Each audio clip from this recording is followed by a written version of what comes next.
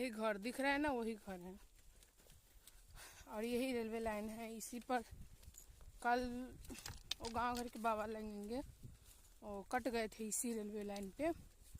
तो आज शाम की इंतज़ार कीजिएगा, सारा वीडियो में कैसे क्या हुआ था, कौन थे नहीं थे, पूरा नाम पता हर चीज़ डाल दूंगी। आप सभी देखिएगा, इंतज़ार ज़रूर कीजिएगा शाम के लॉन्ग वीडियो के। और यही रेलवे लाइन था, इसी बात देखिए चुनौती उन्हीं का है, इसी जगह कटा था। और ये घर है मेरा भैया के, ये मेरी भाभी, मैं हूँ, जा रही हूँ घर। घर जा रही हूँ।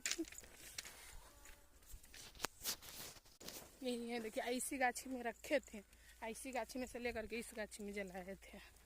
तो ले जाके यहाँ से रेलवे लाइन पर से